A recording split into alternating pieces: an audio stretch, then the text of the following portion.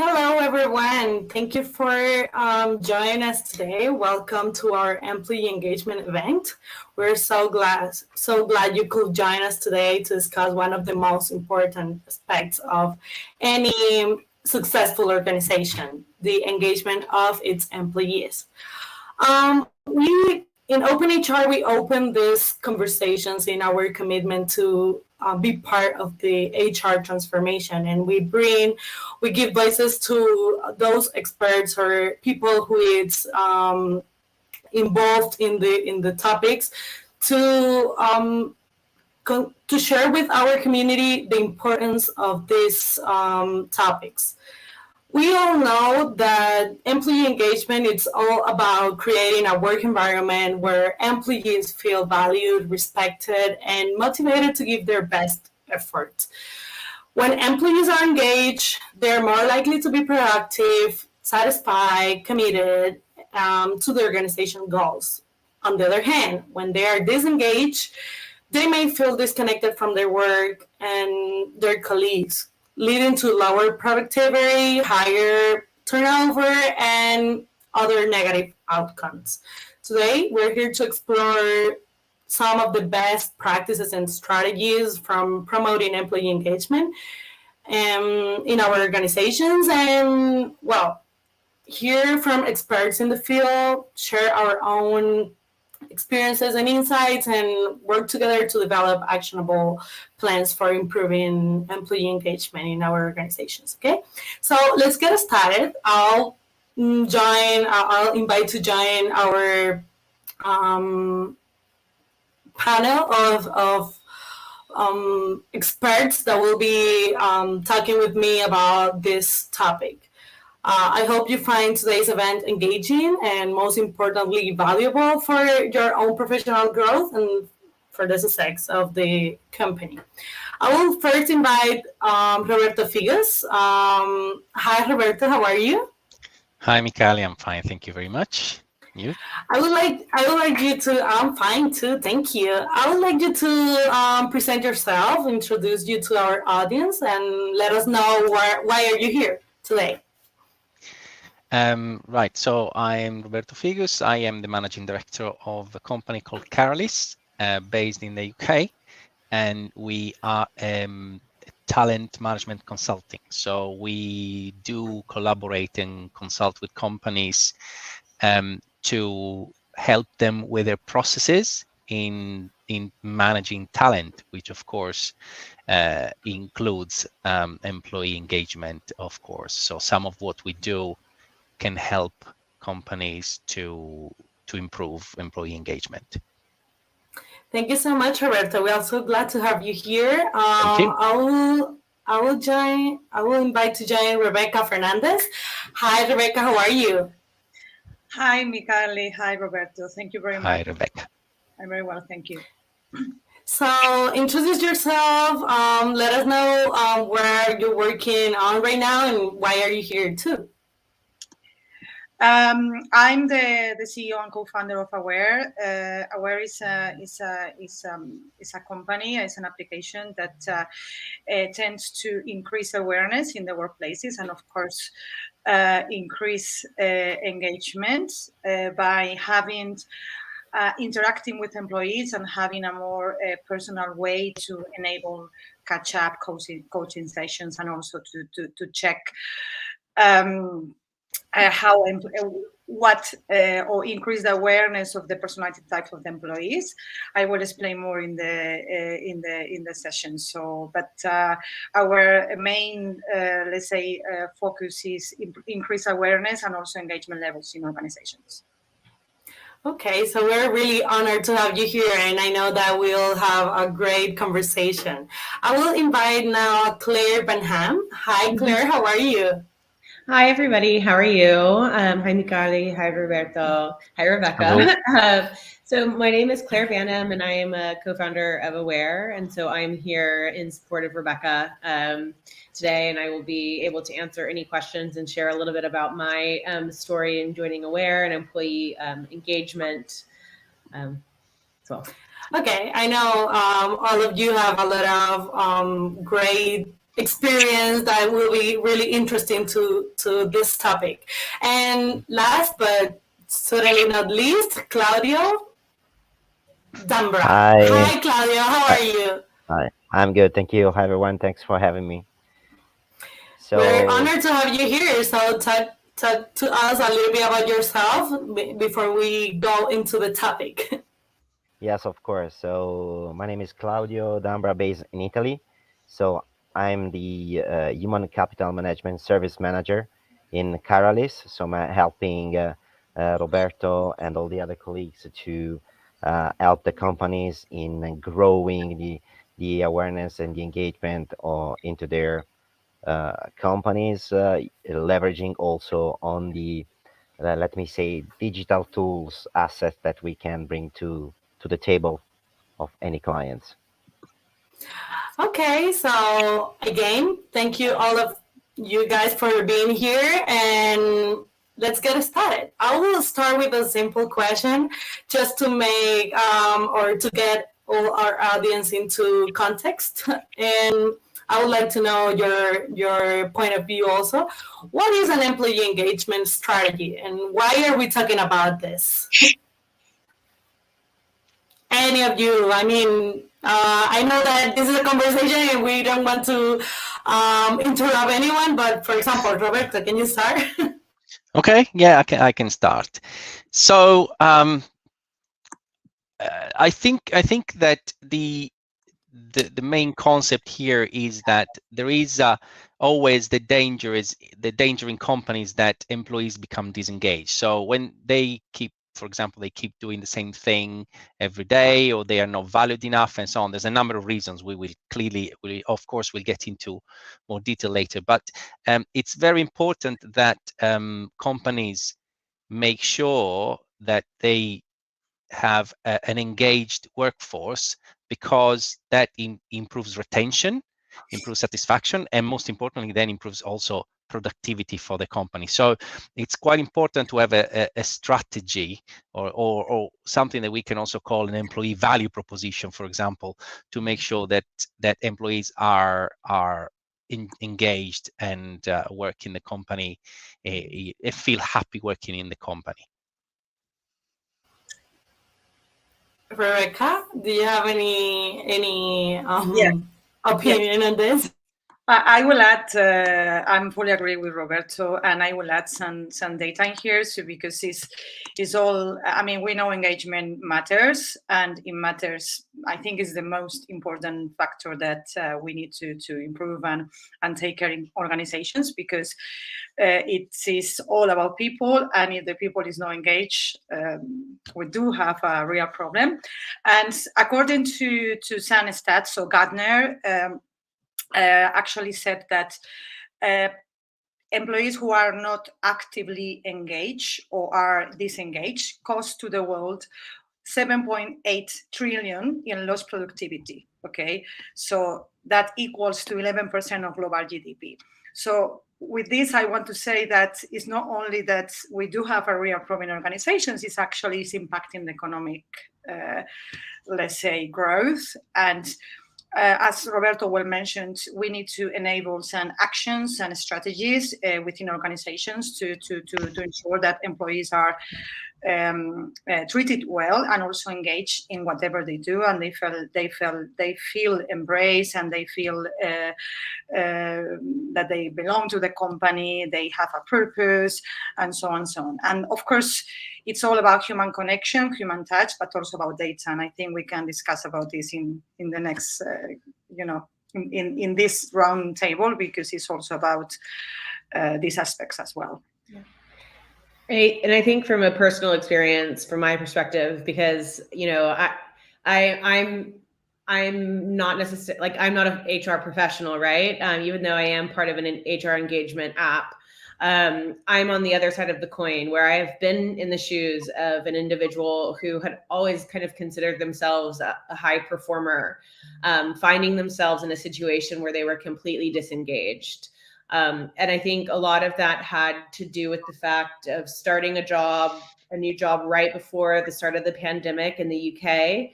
I had been now working remotely for about 3 years, where in a period of 3 years, I met colleagues only a handful of times.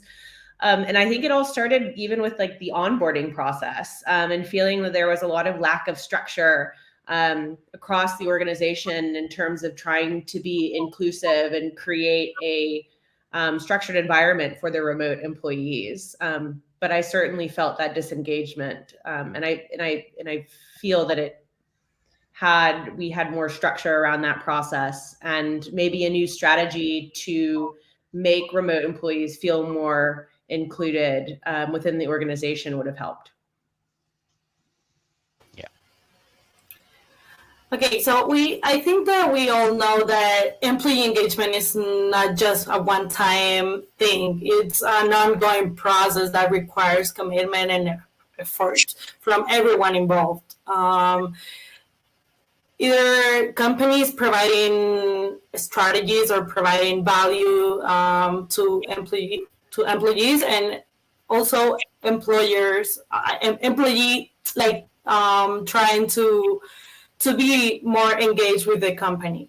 So, which are the most effective employee engagement strategy for 2023? I don't know, maybe talking about, we know that salary is a thing, it's a really important thing, but also working from home, it's another thing that employees value the most these days. But what are the strategies that are coming into all the successful organizations in 2023? Claudio, for example. Yes, thank you. So basically, I just want to add something that already Rebecca, Claire, and Roberto mentioned. So it's something that it's really, we can synthesize in one word. It's motivation. So basically, one of the key things to get the engage and having the productivity in the company is to keep your employees motivated, so instilling their sense of purpose in the company, so the values that the companies can bring to you and you to the company. So this, I think, that make the difference in engaging, and also then keep this kind of values to put on the table an engagement strategy for the companies. So as mentioned before, Claire, it is a completely perfect example, the body process.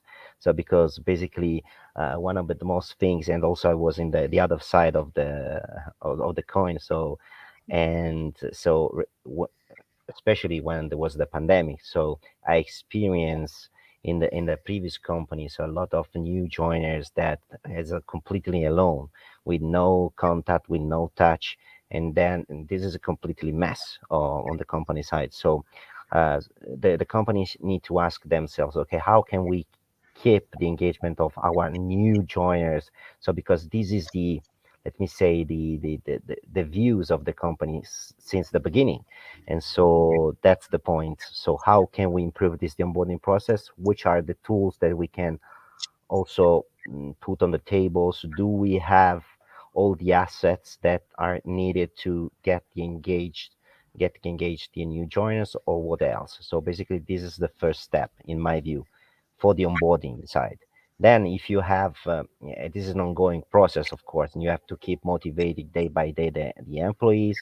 So I think that in the 2023, but it started also last year, it's just to having in the company a process of continuous feedback between you and your managers, your peers, your people advisor, because you have to keep the contact with someone in order to understand what's the vision of the company. So what's your suggestion to the company, because you have also some more ideas.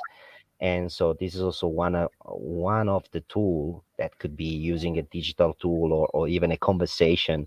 So it's in an informal way, but this in my opinion get really the engagement of your peers and your employees. This is what I think. These are just two, but I don't want to, I want also the other ones can bring on the table some other ideas. Thank you, Claudia. And Roberto?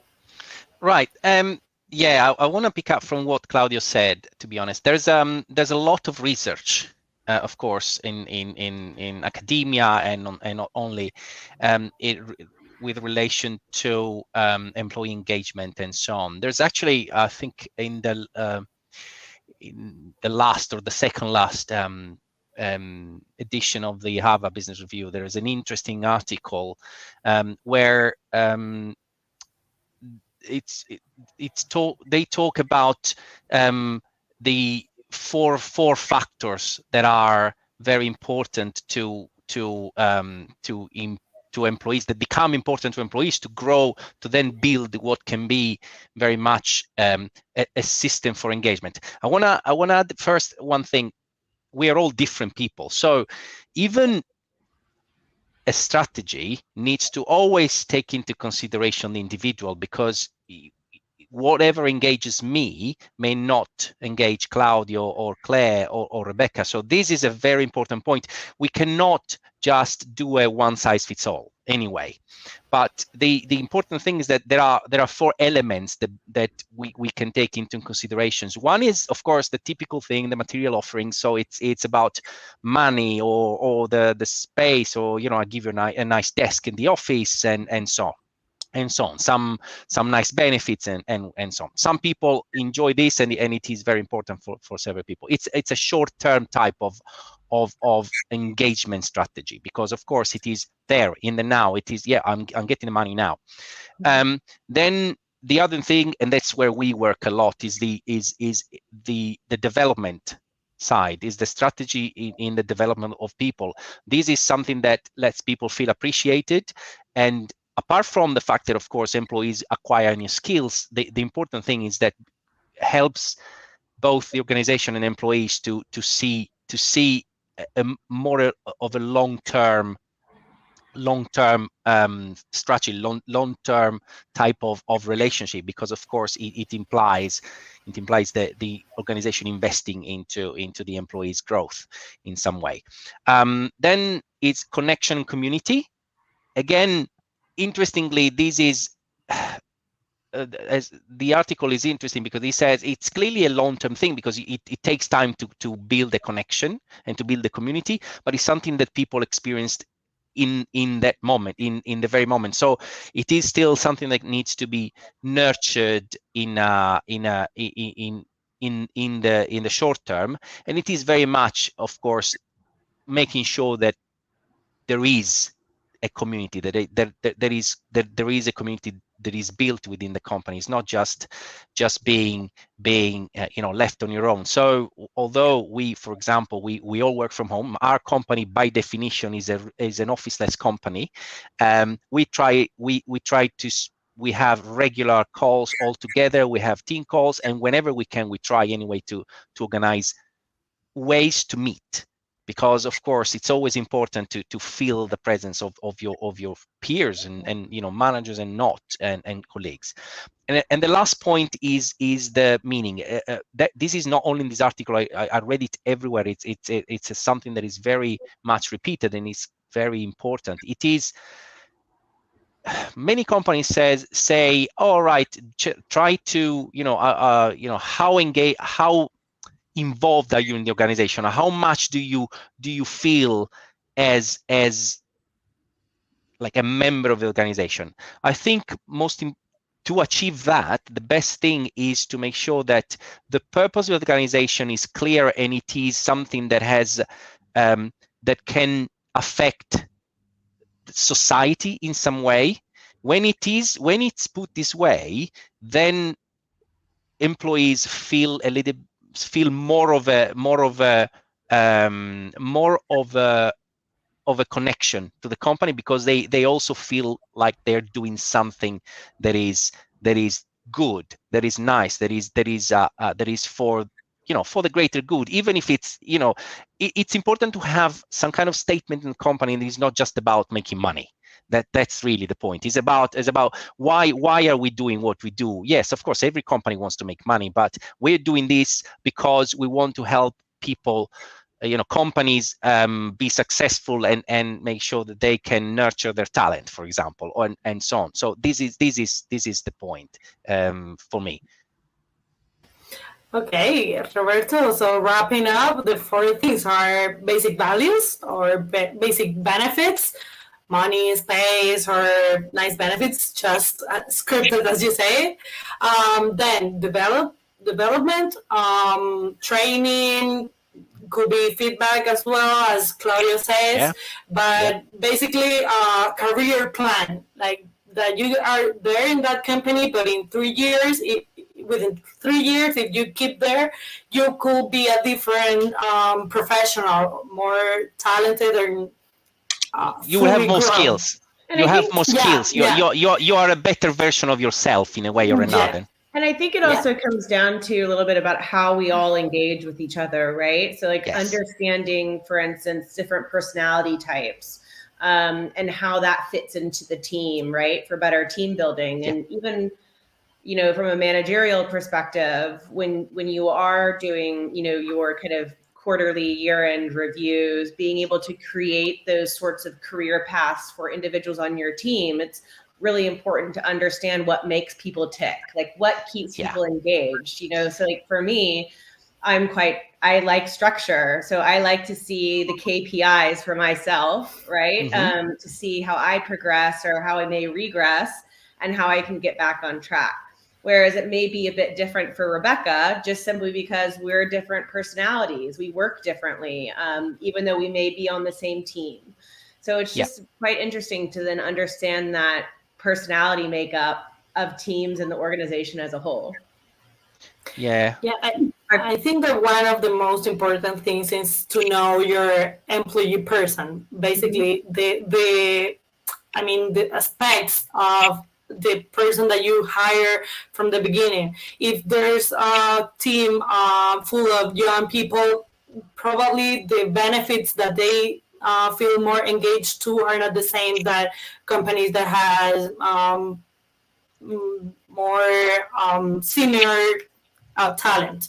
So, but can I add? Rebeca? Sorry for interrupt you, Micarli. So okay. With everything that has been said by everyone, but also for me, it's also important to have this feedback loop between the employee and the employer, and to understand what they really think, but on ongoing basis. Because for me, based on my own experience, again, working in HR industries and technology, I've seen all the time how companies really invest, you know, in surveys and trying to understand what employees think, but it's one-off, right? And I think this needs to be something more regular, something that we do more in an ongoing basis. And for me, the strategy, for me in this one is simple than, you know, understanding each other, trying to take actions, following up on some tips and action plannings, and doing on a regular basis, of course. Because I always put this example, because imagine that, you know, we do have always discussions, you know, around us with your colleagues, with your friend, with your husband, with your wife. And imagine that you give to them a survey. It doesn't work in that way. We need to have a conversation, right? We need to understand, hey, what I can do better, where we can find, you know, the middle point here, and trying to enhance and embrace in the future. So I think that's something that, from my perspective, at least based on my own experience, it is still lacking. And now with the hybrid type of work is even more difficult, as Roberto said, to really build these communities and having these discussions, because we are all very busy, right? So I think we need to have something that can also complement different tools and strategies that company have today. If I can, I fully agree with Rebeca. There is and luckily, I have to say, there is a shift a little bit, at least in a little bit more progressive and companies that are understanding this trend. The fact that the typical classical performance review, where there is a top-down evaluation from the manager to the employee that just gives you, you've reached your you know, very, very. I know that, you know, Claire says that she likes structure in a way, but it is sometimes maybe too structured in this case. It is, you have your objectives and I'm rating you 1 to 5 and that's your rating, and that drives how good you are. That's not enough. That is definitely not enough. Actually, I think it has the opposite effect, because it has the effect of kind of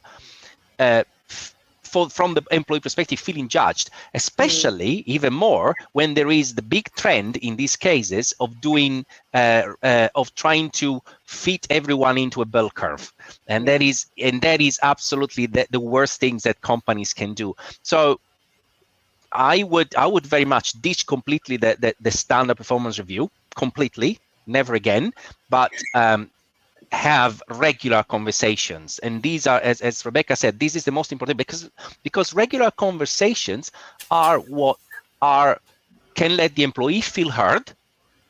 It's personalized to the employee, to every single person, because you're talking to that person. You're not evaluating 10 people, you're talking to one person. And then you can offer help.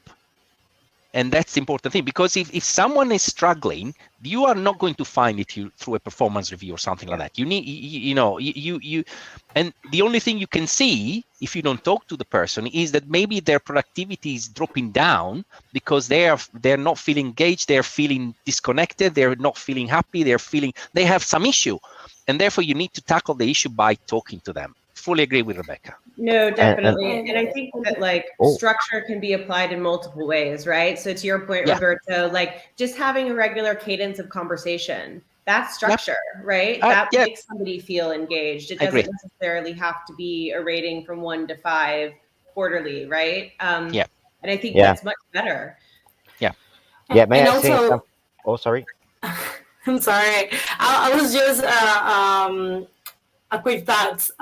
Connection and communication with the full community will allow you to act on time, because it's better to know how your employee is feeling before they are all burnt out and they're just wondering if they needs to change from their workplaces, and it allows you to be on time and react to the red flags of their bad thoughts about the company, right? Claudio, go ahead. Yes, no, just want to say something about just an example, because in my previous company, so we had that structure basing one-to-one conversation, for example, each 2 weeks, so to making the progress, to monitor the progress of each project, by the way, and from my manager was always postponed. Okay, because there's always there will be time to do that, and if happens 2 or 3 times in a row, that will so I was okay, I'm not listening, so what is happening right now? So one of the things that I don't want to do in the future, and so I also encourage my collaborators, is also so you have to be prepared, and you have to talk to your people, because this is the most valuable. And in a company, one of the things that you can bring on the table for your engagement strategy is to train your leaders to listen. Yeah. Because this is something that is completely out of the strategy of HR companies, because you can even structures the best performance review, the best continuous feedback. You can put a schedule event in your calendar, just 1 per week, and then you can postpone. And I talk to my manager, say, okay, I'm not happy, I can do this more, but if you see actions furthermore, so there will be no points, so the engagement will go down. So basically it's something that just want to say, because you have to keep the momentum and train your leaders to be the leader, because otherwise there will be a mess for everyone. And I think that also comes down to making those conversations effective, right? So it's not just about, hey, I'm putting time in for a one-on-one, now talk to me, right? There needs to be an agenda for those conversations and a motivation to drive them, to make them effective. I agree. There's one point, there's one point just to add a little bit about the leader and the training. That's the thing. In terms of some of the things that are given to people to probably maybe try to keep them engaged is promotion, right? And so people grow from an operative to a leader, to a team manager, and so on. And they have, and maybe you can be the most incredible employee in your job, and so you are expert at your job and you do everything, but then you are not, if you don't have it naturally or you're not trained, you can be a terrible leader. And therefore it's absolutely important that if there is a promotion strategy as a benefit to help a career progression, there is at the same time training to make sure that these people then can be leaders, can be managers, because otherwise the only final effect that they're going to have is to ruin completely the engagement of whatever team they are managing. And also to add to what Claudio and everyone just said about training leaders to listen, for me is also a way to say equal to empathy, right? Is to try to be more empathetic. And I think that, well, at least based on my own experience, that the only way to build that empathy is to increase your awareness about who you are and who is the person who is in front of you and how you need to deal with that person and this situation or certain situation.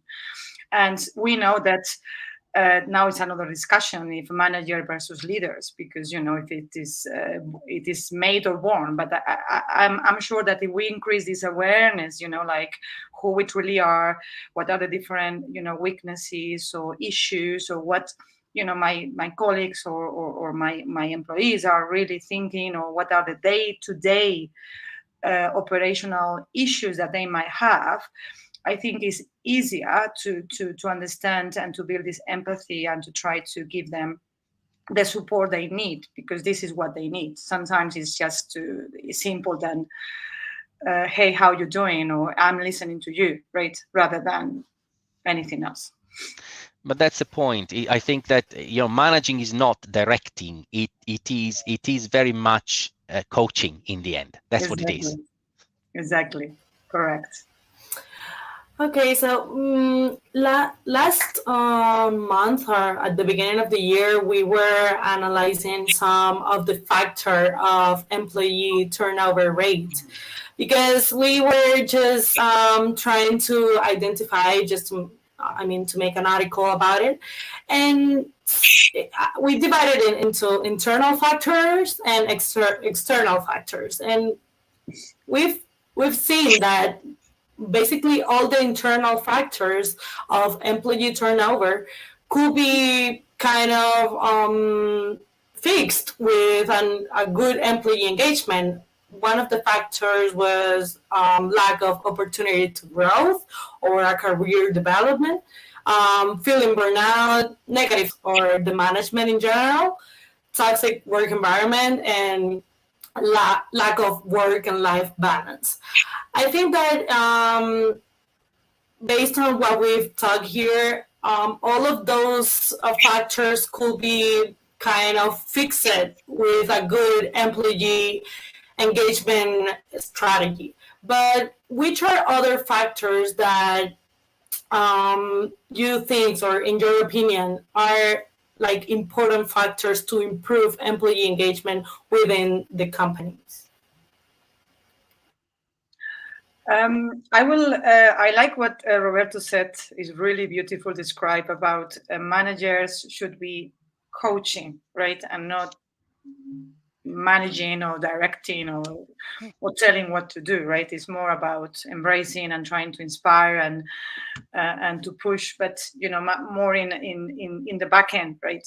And to allow people to shine. And for me, the factors only can be seen if we measure them. Okay, I know that again we have these engagement surveys and we just discuss about it and the top-down approach and how it is okay, but I think we need to have something else. And as mentioned, it's just these regular interactive conversations, try to understand on more regular basis what is going on, but also tracking them, right, and give them feedback. Because if we take all the knowledge, okay, we ask all the questions, but then we don't do anything with the answers. And again, based on my own experience, this is happening quite often, right? We do have these pool surveys once per year, or we have quarterly, depending on the company. And then, HR departments do not have the time to analyze the data. And then, employees, normally we tend to say, okay, I fill a survey, and what's next, right? So I think for me, these factors can be decreased if we understand the data, we measure them on regular basis, and we take actions, but again, on regular basis as well. Yeah, that's good. I think another thing is about, going back to the coaching and so on. It is very much to grant employees autonomy as well. Mm-hmm. So people know what job they need to do, right? If you're employed and you know what your tasks are and so on. It's very important, rather than really give a checklist of whatever exactly they need to do, to make sure that they feel the responsibility of what they're doing. This brings a lot of engagement, because it ensures that they feel more involved into what the organization is trying to do. At the same time, I believe also that this freedom and autonomy can also be can allow them to judge also whether sometimes they can also take, I don't know, an hour off to go and have a run if they need in the middle of the day.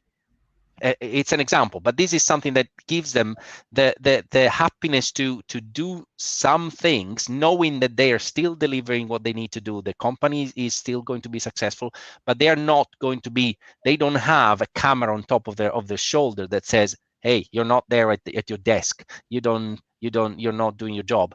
It's something that I experienced very long ago, when we're talking about now, lots of years ago, but when I was still in Italy, and there was a famous consultancy company that had that used to put lots of people on projects, and then used to simply measure how long they were in the office. That was it, really. That was the measurement. That was the KPI. And to me, that is not a KPI.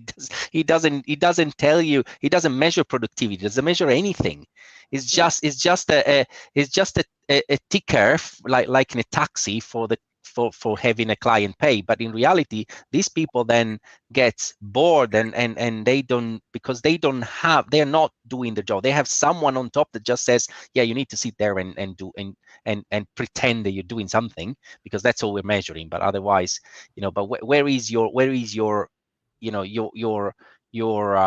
kind of initiative? Where is your autonomy in doing your job? It's the autonomy and the sense of responsibility, right? Yeah. So Yeah. It's very basic if you strip it back, right? And it's encouraging people to be more responsible. Yeah, I agree. That's exactly the point, Claire. And also for this KPI that you mentioned, if we came back to these surveys that the companies are doing to try to track, what engagement and try to solve it, or the issues of engagement, it is the NPS score, right? It's one score. The companies are focusing it, and what is but we are missing many different things in the surface, right? And there are more, on the line, issues that people is facing every day. And again, it's not only the 20% of managerial level that we need to really measure. It's also the 80% of operations that make a company, right? And we need to listen to them. Mm-mm. Yes, I will also add to those things.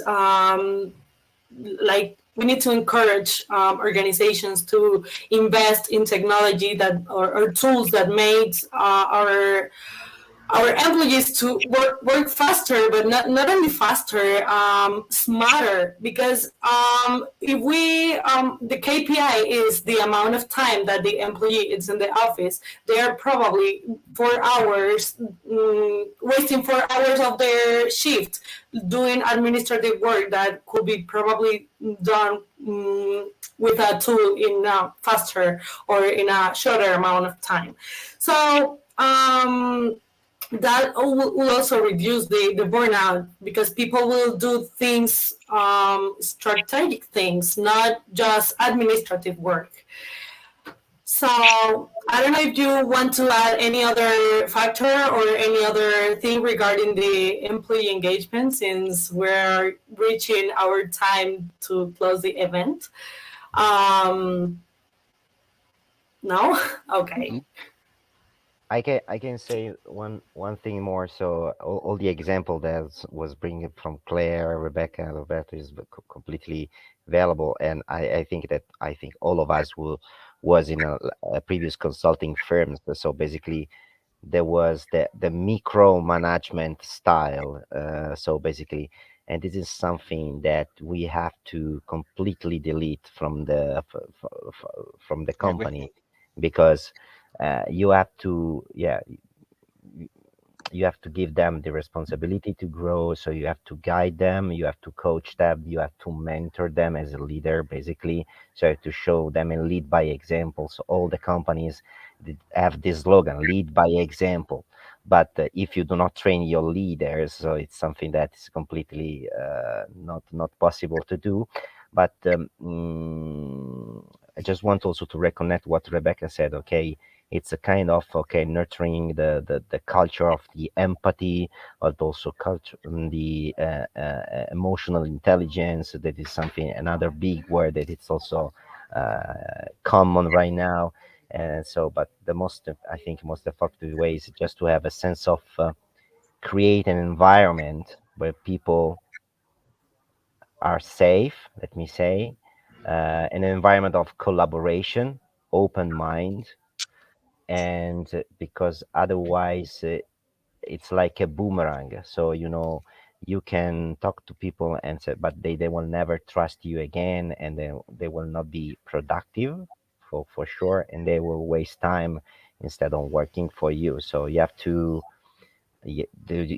promote them, of course, because it's another point that so the engagement style. So, but money, let me say, is important. Okay, but actually, I was looking in my previous colleagues that leave the companies, basically, because they do not feel engaged, they do not feel the sense of the strategy of of the companies, the values of the companies. They do not recognize them in the company. So before was the company that choose you, but now it's the complete opposite. It's the person that choose the company based on what?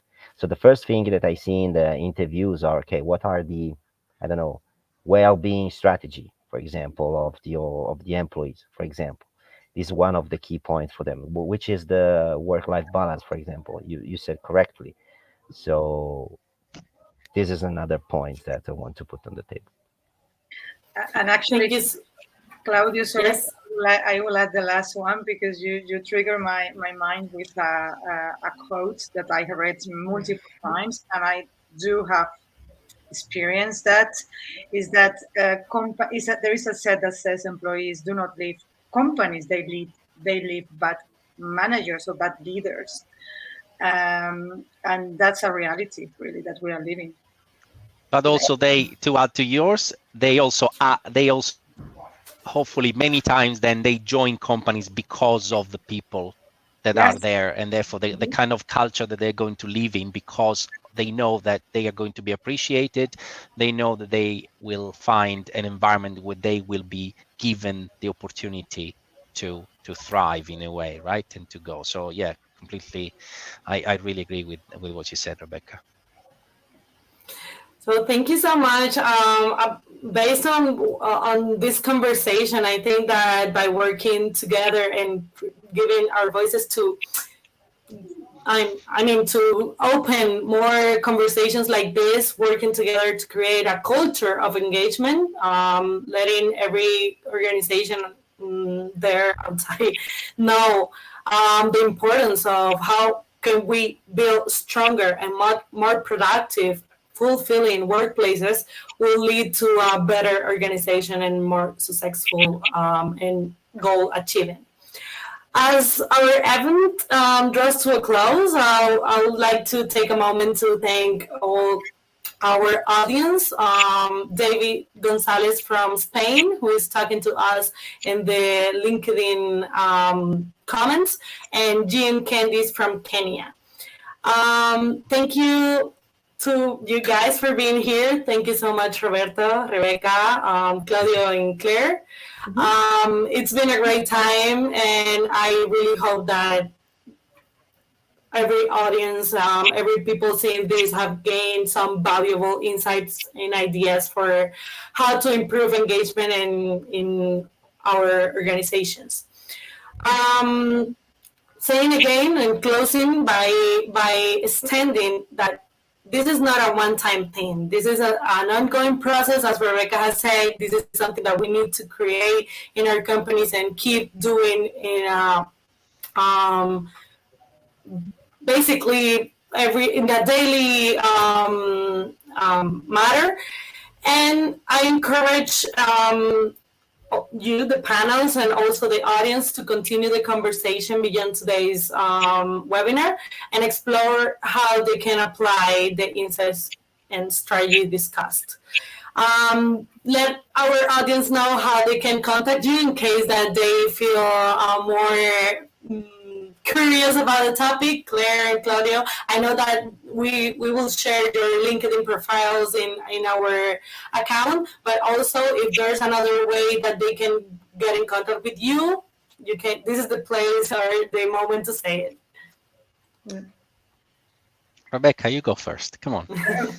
From our side, if anyone wants to contact us, they can do it so through info@aware. The name is, you can see on my name is 8W8RE. And of course, if anyone wants to reach out to me directly, they can find me in LinkedIn, which I'm sure that Micarli and the team will share. Same here. Yeah. Yeah, no, sorry. The same with us, with Kharalis. It's the same. It's info@Kharalis. Same thing with the name below, at kharalis.com. So it's and then otherwise LinkedIn. We are always available and happy to chat. Also in OpenHR, we are also we have our calendar of meetings in our website, just in case you want to see what we have to offer regarding our products and services. And thank you again for joining us today. And I wish all the best in your efforts and promote employee engagement in your organizations. Thank you so much, and thank you everyone. Thank you. Thank you. Bye. Bye. Pleasure. Bye.